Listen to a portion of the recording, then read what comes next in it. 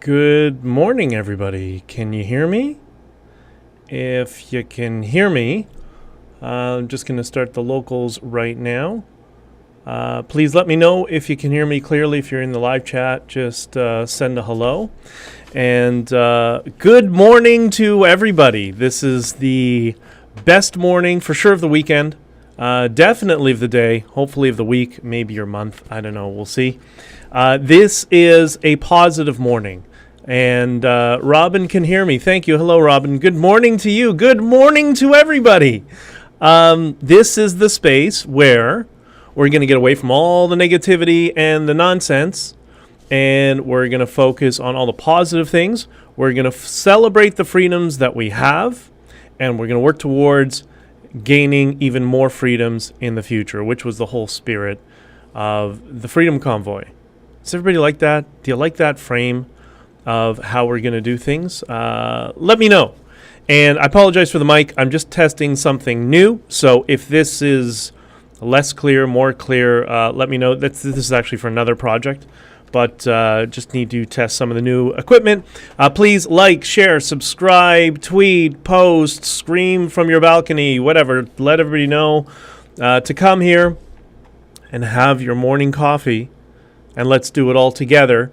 So everybody starts in unison to have a positive day, and the rest of the day is just going to fall on. Because when you start your day from a positive frame, it's very difficult to shift over to anxiety and desperation and negativity and stuff. That's really important. So good morning to all of you, and I wish you all an amazing day.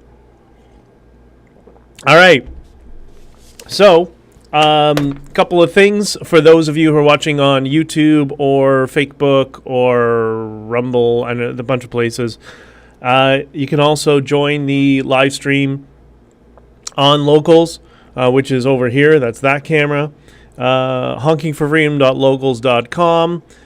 Some people, the free code works. Some people don't. I don't get it. I'm trying to figure it out while writing a book and doing a whole bunch of other things. So I get to it as I can. The promo code is the word free, all capitals, FRE, and the number 6, to log on to Locals and be able to comment directly in Locals there, which has a camera with a much better focal length, I got to be honest. But anyways, I hope all of you guys are awesome. Morning Kiss Junkie, Robin, Sonia, you guys are awesome. Thank you. I love you all. And there's going to be some perks for people who've been joining these things, these live streams over the long term since the inception when I started, last week, the week before, something like that. The next Substack is going to be released. I'm shifting things around a little bit. I don't know if I'm going to release it tonight or tomorrow because there's a whole bunch of things in queue. And I still have to drive a truck, which some lunatics say I don't drive, and a whole bunch of other projects in my life. So the next Substack is going to be a special one, because what it's going to be is an excerpt. Well, it's not even an excerpt from my book. It's a chapter that we've written that we've disregarded. There's just too much information, too many things going on.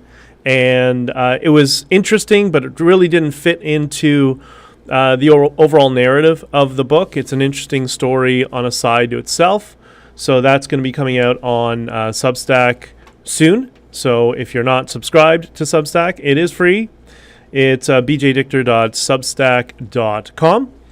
And tonight as well, I'm going to be hosting a Twitter space. Some of you may or may not know. While I was in Miami and in South America, I was doing regular Twitter Spaces. Kind of continued that from the end of the Freedom Convoy, when I finally had some time to participate and started setting up my own Twitter Spaces. And we just talk about freedom, Bitcoin for new Bitcoiners, for people who want to ask, because the whole, whether you know about Bitcoin or don't, dislike it or like it, the whole ethos of the Bitcoin world is about freedom and monetary sovereignty, and that's really what they want to focus on. So it's kind of a good mix of people from, I like it because it's not just, like the Freedom Convoy, a lot of people, well, I shouldn't say that. That actually went in the right direction. I don't want to have like an echo chamber of just people who are one political persuasion, just, conservatives or whatever. So these spaces have been great. Bitcoin is great for that because you have all sorts of people from all sorts of political persuasions, and the best are the most rational people who just don't have any political persuasion, and they think politics sucks, and they're right. So, spent most of my day yesterday organizing my digital space, like my computer and my cloud online and my backup drives and whatever. Do you guys do that? Do people, am I the only one there who actually, dedicates time specifically just to keeping things organized, not just to-do lists and Kanban boards, but, all backup files and where things are structured and all that sort of stuff? I invest not enough time in that. I need to do more. But I got to tell you, from the whole frame of positivity and de-stressing and having reduced anxiety, I got to that really helps when you get everything kind of sorted and organized and cleaned up in a certain way. And I know there's somebody watching this laughing their ass off while I say this, but this is in the digital space, so it's important to try to keep on top of things. And if you've done that, you're probably like me and want to smash Dropbox right now, but it's a whole other issue. The trolls were out this week. Apparently, once again, I am not a trucker. I'm a government agent. I don't know. I saw some article. I'm homosexual something. I can't remember all the pejoratives. There were a whole bunch of them. Actually, if I say them, YouTube's probably going to demonetize me. And then at the same time, I'm married with kids and, conservative and old school sort of thing. And then, a whole bunch. So the trolls were out. And it made me think of something. I don't know. Have any of you done the Jordan Peterson test? He has a psychological analysis called Understanding Myself, understandingmyself.com. And I think it's about $10 or something like that. And it's a series of questions, and it does a psychological analysis. How accurate is it? I don't know. Might be good, might be bad. I'm not a psychologist, not a data analysis. So I don't know. I gave it a try. And you know what I learned? And this will be no surprise to any of those, I would use a four-letter word, but some people in the Conservative Party or the saboteurs, if there were any, for the Freedom Convoy. The number one thing that I got from it is I'm highly unagreeable. Is that a shock? Is that a surprise to people? I have a very low rate of agreeableness. Sonny, gotta love the trolls. Yeah, me too. The trolls. Anyways, yeah, it's so I hope the trolls keep on going because they're gonna learn what that unagreeableness will lead to. It's very funny. Anyways, love to live rent free in these people's little minds. It's brilliant. Okay, so yesterday, I gotta be careful how I talk about this because we're on YouTube and Facebook and a few other platforms. Some of them are fine. Locals right here is fine. We can talk completely open on Locals because it's censorship free. That's why I suggest joining it and following the feed there. And eventually at some point I'll do Odyssey and some of the other ones as well. But Locals will probably be the primary one at some point. It's just a good place to aggregate this stuff. But Jimmy Dore, who has left, was covering Bill Gates, and how Bill Gates has come to the conclusion that all the decisions around giving people time off to stay at home, we'll put it that way, because of the cerveza sickness, I think I'm still safe, was a bad idea. Like, really, that was a bad idea? Like, we didn't tell you that 2 years ago when this all started, that not only is it unconstitutional and illegal, but it's also a bad idea. And it probably didn't help things. And he went on to say that likely, it seems, which we all knew from the very beginning, that, because we have eyes that function, that the cerveza sickness really was targeting the elderly. Really, thanks. Like, we knew that. I think Ron DeSantis talked about that, 24 months ago now? 26 months ago? So this is not new. So it's very interesting to see them all try to backpedal. And, I don't know. I just want to know what you guys think of it, because it's very interesting to see how the narrative is completely collapsing. And I don't remember where Jimmy Dore was on this stuff in the very beginning. I was about to go on his show, actually, just leading up to the crackdown and when the government of Canada violently targeted innocent citizens by freezing their bank accounts, arresting them, or beating them on the street, to which they've had zero culpability for at this point. But we'll see if something happens in the future. But I don't know where his position was on all of this stuff. I get the impression that despite the fact that he's left, he is on the side of free speech and freedom, which is good. We need those people because, for me, I disagree, I think, with 90% of what Jimmy Dore says, like his political opinions in terms of political policy and all that sort of stuff. But because he's a free speech guy, we can engage in conversation and disagree and then find those common grounds that we agree with, which is what we need to do. We can't do what the far left has done, build the echo chamber where we're all sitting in the echo chamber all day long, and then we eventually are speaking to no one, and we end up being a fringe minority, which is what the Blackface regime is. You know, there's no liberal party left. There's 20 people who run what remains of the Liberal Party from PMO, and then there's a whole bunch of people who just are sitting on their hands, and a number of people inside the party looking for their opportunity to strike. But there's no unified party there, and that comes from this echo chambering effect, and we don't want to do the same thing. So we need to be able to talk and reason with people on the other side. Something that my mascots, those are my trolls, that's something they don't understand because, they're not exactly philosophically in depth. And they're leftists as well. Just so I know, Sonia and Robin know of these particular trolls and saw some of the videos because I thought they were hysterical. And, these people are not right-wing. These people are left-wing. These people are... They're philosophical identitarians. They're like Pat King. Pat King is not right wing. Pat King is the most left of the left wing that exists in the world because he is he's an identitarian philosophically.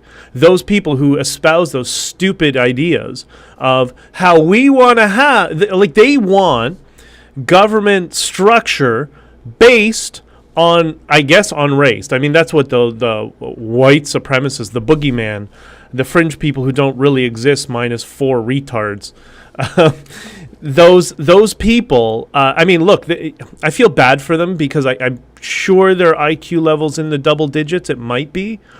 But I'm shocked at the number of people that get taken in by this. Like, that is not right wing. That is left wing. That is hard left. That is the same ideological framework as BLM, but with similar. Let's say the progressives, but with an in-group preference. So Trudeau is a white supremacist with an out-group preference.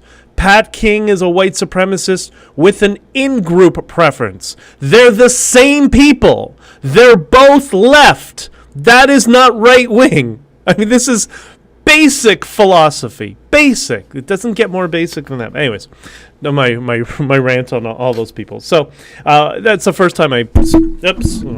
See, I told you. I knew this would be a bad idea with the mic. So, anyways, we're going to reduce the number of rants and keep it positive. But anyways,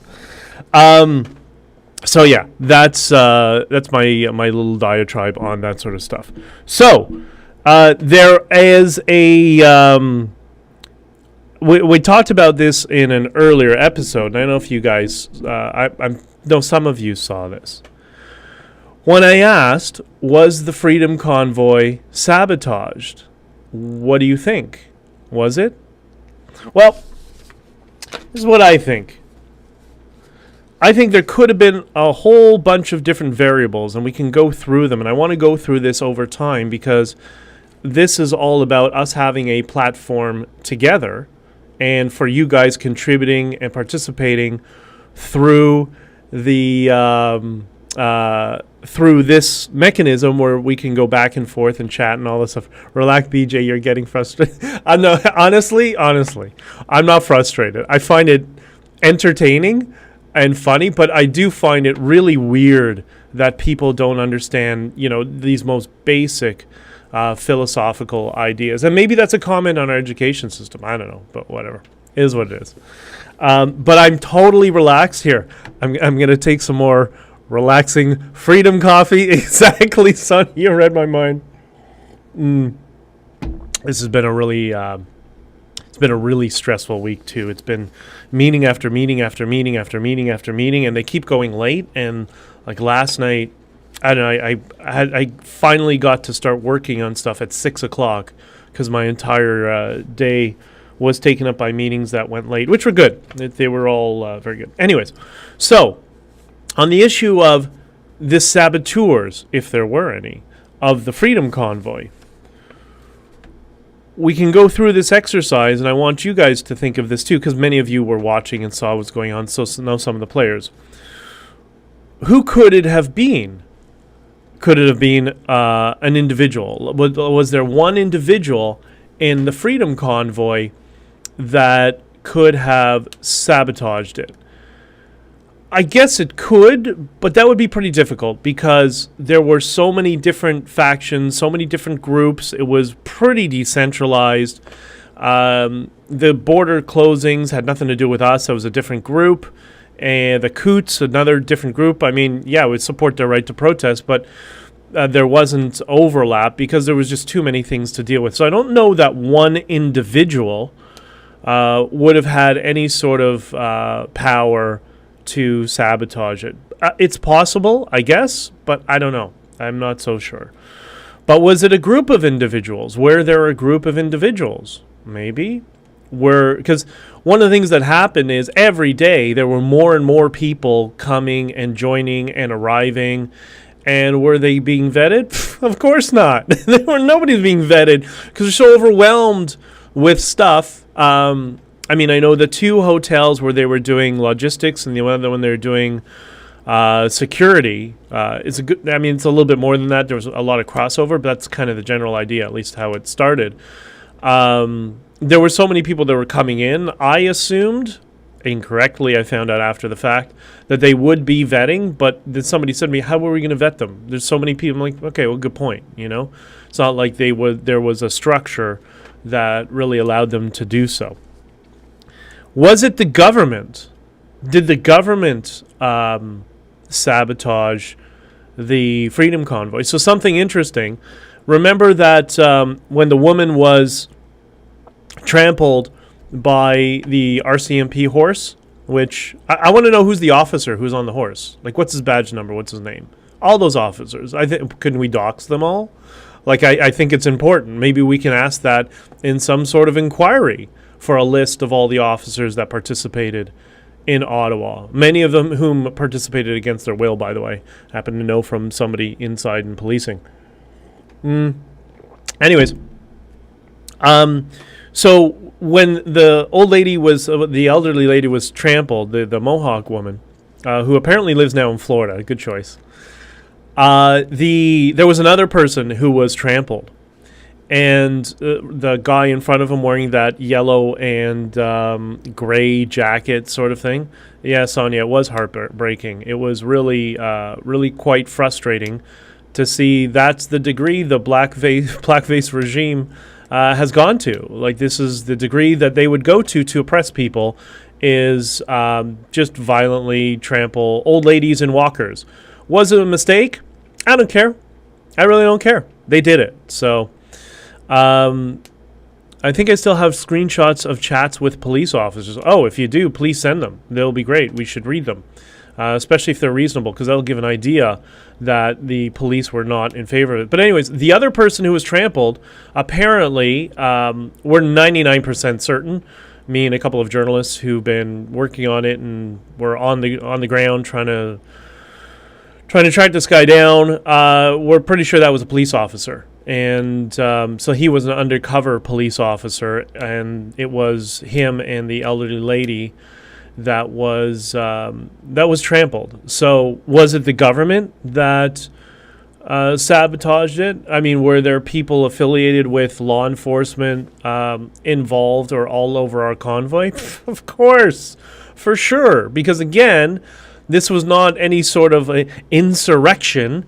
It was a whole bunch of different people from different parts of the country just coming together and unifying around a message of freedom and positivity and going back to normal. And how do you do that? By ending the mandates and ending the data tracking app. Which was blatantly obvious, despite how many times the fake news media wants to say the opposite. That's why I keep posting my interview with Jordan Peterson, the statement that we did, because I think of all the conversations I had, and this was kind of Jordan's goal, that was the most concise message in terms of video, as opposed to an interview platform, which I did so many on. Yesterday I found out about another interview I did. I don't even remember doing it. So, between GB News and Newsmax and Fox and all these alternative platforms, post-millennial, whatever, it was just never ending. But that interview with Jordan Peterson, I think, is the best one for a concise message of exactly what we wanted. And I think it's titled, What the Truckers Want and Do Not Want, right? And the do not want was, we were not there to overthrow the government. And that was plainly obvious when I said, we are not here to overthrow the government. We are not here to, remove elected officials from office. That's what elections are for. That's how I worded it, more or less. So the government, was it activist organizations? Did they somehow get involved and have somebody or a team of people that sabotaged the convoy from the inside? I don't know. Kiss Junkie. Those chats between the cops were disgusting. Are you talking about the cops that were living it up in the hotel and talking about how excited they were to go in and to beat people? They use different word terminology. Is that what you're talking about? I saw that and I thought, yeah, rookies, politicized rookies. But and something I think we should start saying, because there's a lot of good cops out there. There are, and I know many of them. But I think maybe what we should introduce to the zeitgeist, that in the modern world, dirty cops are politicized cops. It's not like in the movies, a dirty cop's a guy who's dealing drugs or whatever. That's not reality. The reality of the dirty cops are the ones who are politicized. And that's who we need to expunge from policing. And our police services boards and our chiefs, who are a bunch of cowards, are doing everything they can to politicize policing in Canada. It's not a new phenomenon.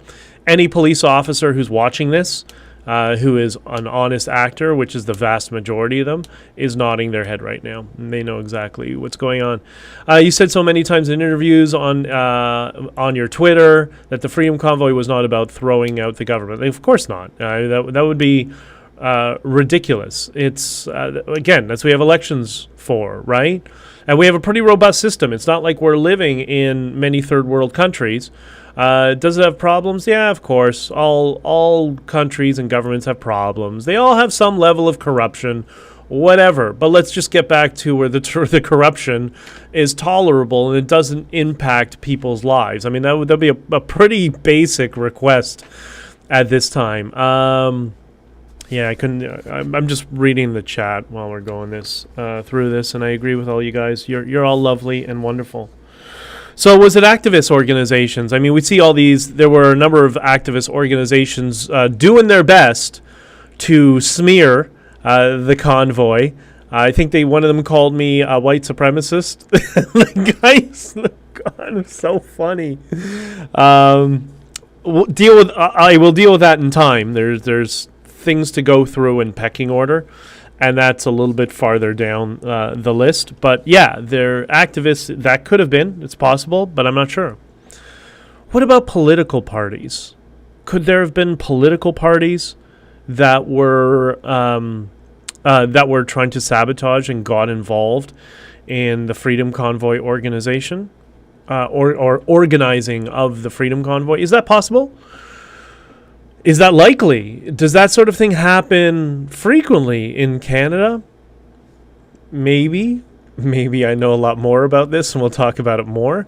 But it could be. It very well could be. I do know, we had the Conservatives kind of came down a little bit. Pierre made a comment, and then the next day he was out. He was actually down with the truckers serving coffee to them, which I thought was a nice gesture, but then things started to get quiet.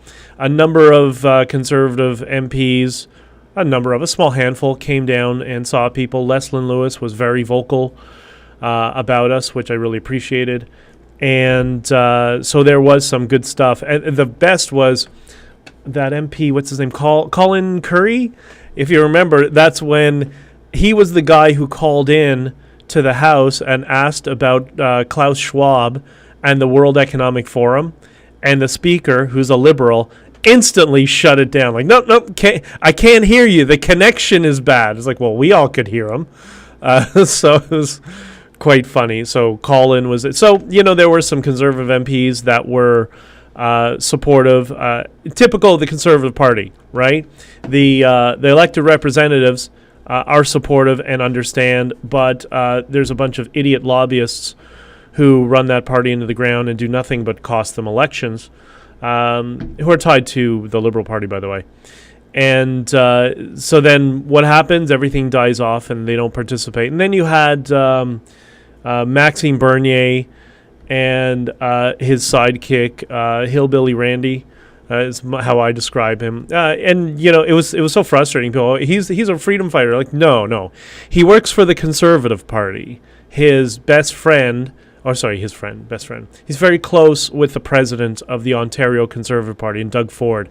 And I remember seeing it when Hillbilly Randy grabbed the barricades, the fenced area onto Parliament Hill. And there was a whole crowd of people slowly trying to walk up the stairs, but it was rammed. And like an idiot, he opens up the gates and starts telling people, go, walk through, go up Parliament Hill. I'm like, if they do that, they're going to get arrested, you moron. I'm like, oh, wait, that's what's going to happen because he's a saboteur, right? But he's a two-bit one. He's his political career is over. Good, great. And wish him all the best. Fine. So yeah, were there multiple political parties that were trying to take over the Freedom Convoy and pull it in different directions and make it their own thing? Is that a possibility? Maybe. So those are some of the things I want you guys to consider and think about it. We're going to talk more and more about this because things I think are about to get interesting this fall, in terms of getting things on the record at some point. And it's going to be very interesting. Any questions, comments? And if you have anything you want to say, put it in there. Please let me know. Sonia, just can't make sense of how do they sleep at night and how do they have kids and families. I just don't get it. Oh, simple. They're sociopaths. They're sociopaths or psychopaths. And for me, that's part of the thing that really turned me off of politics and being involved in party politics, because they don't like me because I just speak the truth and tell people what I think And if I'm wrong, I'm wrong, and I will say that I'm wrong when we realize that, and I just, direct. That's it, like a normal human being. There's a reason they focus group every answer to every question is because they're crazy. Like they're nuts, and they will not commit to any answer, and they will just. And this is not unique to specific to one political party. Some are worse than others. But, everything is just measured. And their job is not to lead the country. Their job is to manipulate people to stay in power. That's how it works now. I remember one of the first questions I was asked when I became a candidate for the Conservatives, from somebody in the party and stuff, was asked, what is your job as an elected official? And I do that as I'm looking at this wonderful graphic. I still don't know who made this of blackface, rainbow blackface Trudeau. But anyways, if somebody can find out who it was, let me know. So I remember one of the first things I was asked was, well, okay, you're a candidate. What is your role? And I said, what do you mean, what is my role? My role is to get elected for this riding. So, no, but if you become elected, what is your role? And I said, well, represent the constituents and, all that sort of stuff. And the person said, no, wrong. Your role is to do nothing but make people think you're doing something. So, strong rhetoric, strong messaging, get everybody supporting you, and then let the system run itself. That was my very first lesson within the Conservative Party. And again, it's not unique to that party. It's all the parties operate this way. And that's a large part of the problems that we're dealing with. And they get very upset when I talk about this stuff. And okay, well, I'm not going to stop. And because they've been behaving the way they've been over the past several months, guess what? I'm going to step on the gas now. So they haven't learned, they haven't learned with me. Like I got, what did I say in the beginning? I'm not very agreeable. I think I'm in the, what did it say in the Jordan Peterson thing, that in a room of 100 people, I'm amongst the 5 least agreeable people in the room. Okay. But they want to continue to fight with me. Okay. That's fine. Go ahead. Robin, I know some great police officers. Yeah, they're awesome. And respect them and their profession and what they have to deal with on a regular basis. It's the few that have no conscience and the lefty hypocrisy that wants to defund them. Yeah, for sure. I mean, it boils down, there's a big change in police recruiting that's going on right now that we should all be outraged. And they're hiring people that have no business being police officers, and they know it.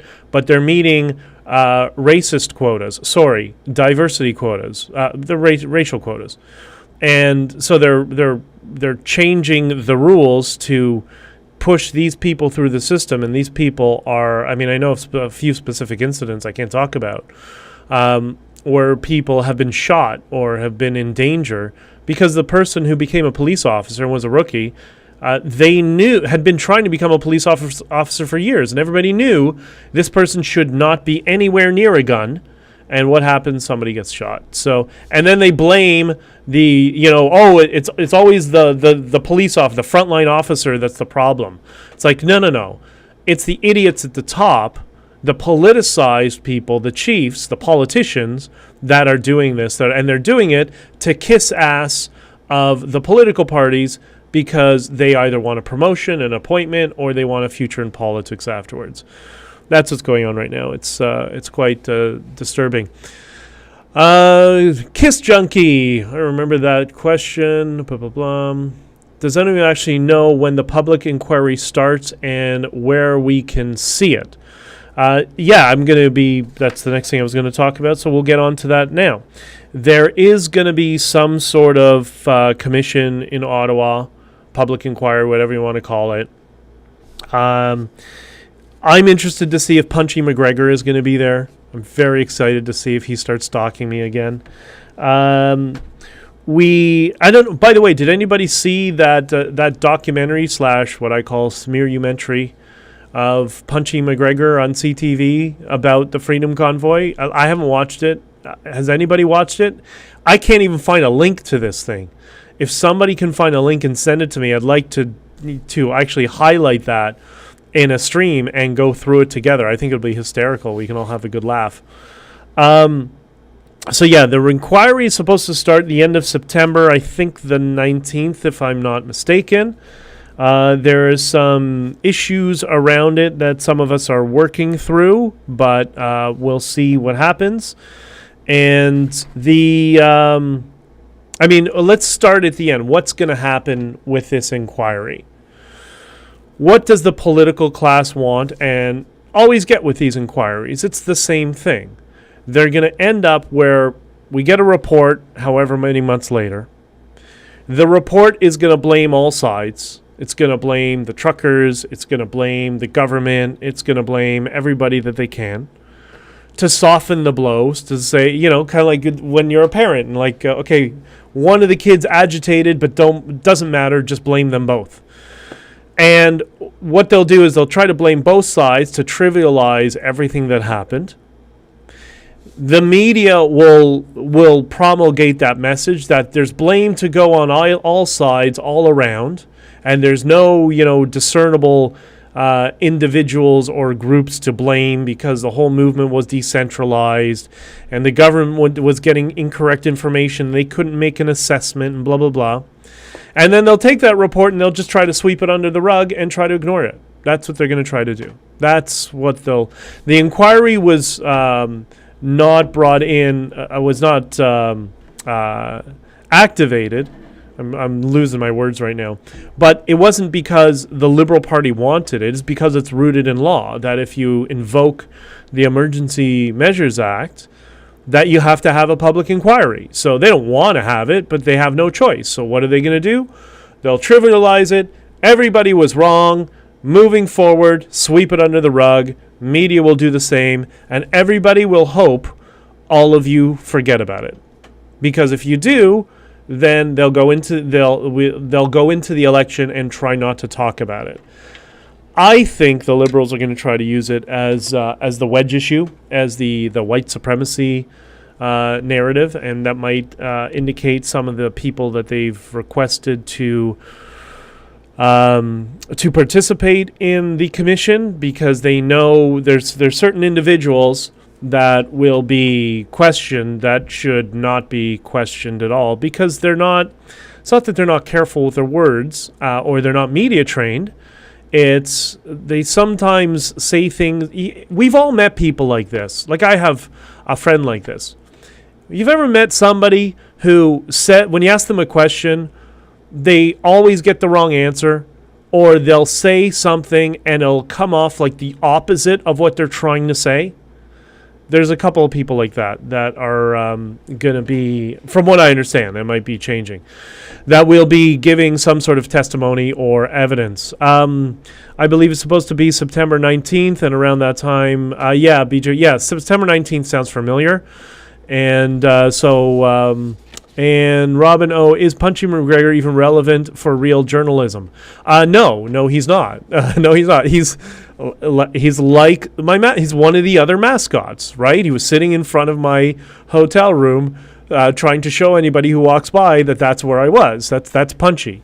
I think he's hysterical. I dream of the day where Punchy McGregor tries to catch me on the street and ask me some questions. I dream of that. That would be amazing. But anyways, we'll see. So the inquiry will be apparently in September. We'll find out more what's going on. There's a whole bunch of logistics issues going around behind the scenes that I don't want to talk about right now. We'll see what happens in terms of, evidence and testimony and all that sort of stuff. And which brings me back to Bill Gates and the Freedom Convoy to wrap all of this stuff up, which is, hey, let's end the mandates. Let's end the mandates, get rid of this stupid ArriveCan app. It's time. All over the world, all these countries around the world have moved on. I haven't been to the Far East since the convoy, but I've been across North and South America. It's done. There's no COVID anywhere. It's only here that I see people still wearing the stupid masks. Enough. Like, I explained to somebody I know who I met with yesterday, who's still a friend, still wears a mask on the subway. I said, did you know that in medical school, doctors learn after 20 minutes, you have to replace your mask? 20 minutes. Because after 20 minutes, it becomes a contaminant. Because you're respiring into it, and there's vapors that get into the mask, and it gets ever so slightly damp. After 20 minutes, it then starts to collect bacteria and viruses. It becomes a sponge for it, and the sponge is right next to your face. So it becomes a vacuum for viruses. Does the opposite. Somebody explained to me this to me very early on. A doctor explained this to me in the first month or so of the cerveza sickness. So I think we can just move on because the rest of the world has moved on, and it's only Canada that is addicted to this. I don't know.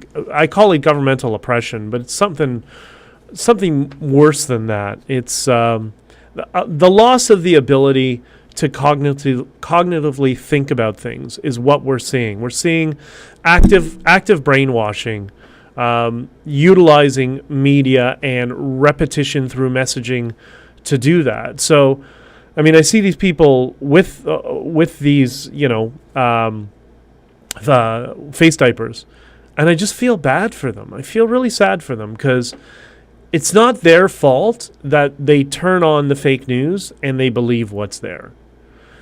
So I don't ever yell at anybody who wears them and whatever. I try to be a little bit more empathetic and understanding that they're just scared and they're not getting the other side of the story, which is the problem, which also goes back to we can't build an echo chamber on the political right or the political left or whatever, because that's what this leads to.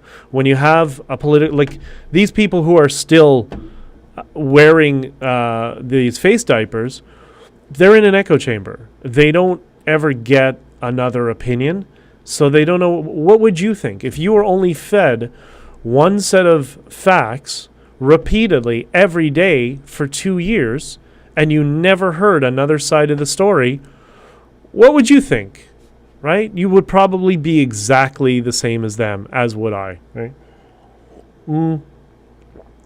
Kiss Junkie says, we will never forget. Well, I hope so, because, our history is not great with that. Political parties capitalize on this for elections, hoping that everybody has amnesia beyond 6 months and forgets everything that happened before. I'm hoping that the Freedom Convoy was enough of an emotional trigger for people that they will not forget and they will not drop it. And when the government tries to, okay, both sides were wrong and let's just move on and sweep it under the rug, I hope enough of you will start to get vocal when that happens, because I can guarantee you that's exactly what they're going to try to do.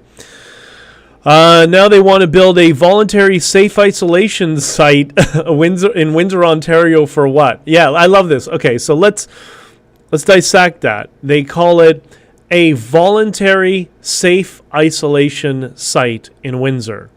Let's remove the words, because these are the propaganda words, because I remember seeing the headline. The headline had two propaganda words in it. The two propaganda words are voluntary and safe. So let's remove that and let's reread the headline, which is the government wants to implement isolation sites in Windsor. That should really bother you, because those are your tax dollars. You're paying for it. So if anybody has any other questions or comments, check out Substack, BJdichter.substack.com tonight. I think tonight or tomorrow I'll have the chapter that has been removed from the book. That will be included in, that will be the next Substack. It's pretty interesting. You follow me on Twitter and on Getter tonight. Twitter Spaces, which is basically talking about freedom. We'll talk about some of the issues I've discussed here, and any questions that you got around Freedom Convoy, what's going on, what's going forward, the commission. I don't want to get too much into it because we're waiting for an appointment to happen in the next week or two. We'll see when that happens, and then I'll be able to speak more on the commission and if it's going to be legitimate or just going to be a complete pack of lies, which is also a possibility as well. I don't know if any of you use Minds. I have a Minds account. It's kind of there. Do I really use it? I wish more people did because it's an amazing alternative to Facebook, but it's not busy enough. And if we're looking to take over a platform, Minds would be a good one because Minds is pretty much a free speech platform as well. I am on Instagram. I don't know how much longer, but whatever. I'm using it. It's more personal sort of stuff, just fun stuff. I do mention Freedom Convoy here and there, but BJD.online is the Instagram. There's also a Rumble account, which all of this stuff gets synced to. I can't get it to stream properly yet. I'll try to figure it out. And yeah, that's basically I didn't throw any comments and questions here just because I got a little busy and yesterday was crazy. I'll post that for the next stream that we do. Sonia says, I see more and more with masks. It's crazy. Do you? I'm seeing less and less. So yesterday, where was I that there was so many people? Oh, I was on Queen West, and I just saw mobs of people everywhere. No masks, no nothing.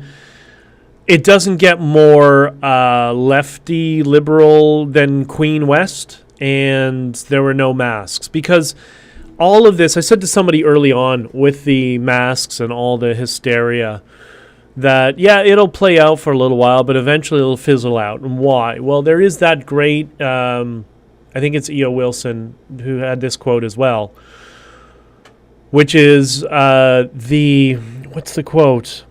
The quote is that the genes hold culture on a leash. So it doesn't matter what your government tells you or your religion tells you, or your community, or if you're part of a cult, what it tells you. That can only control you so much. At the end of the day, our genetics will overcome these things that get supplanted in us, although sometimes it takes a long time for that to happen, and that's exactly what happened with the cerveza sickness and all the precautions around it. But you go to a place like Queen West, which is, the hardcore supportive of the government narrative, and nobody's wearing masks there. And I was so happy to see that. And I think that means there's going to be a time where that divide between, all of us on the political spectrum, that we slowly, those of us who are not lunatics like my mascots, but we all start to come together and start to hear each other in our full context. And I think that is where the future is going to be. That it's going to become cool and trendy to have friends who have differing political ideas and political values. And if we can get there, then a lot will change. Okay, wow, 50 minutes. Okay, I got to run. I got something in 5 minutes. Thank you for everybody. Love all you guys. Please like, share, subscribe, Substack, all the other stuff. Thank you for all your comments and all your support. And I will be doing another one of these, I think maybe tomorrow. Okay, but I will let you know through Twitter. And join the Twitter space tonight. It's pinned in my Twitter at BJdichter. And come on stage and let's all talk and hang out tonight. It'll be lots of fun. All right. Thank you, everybody. Bye.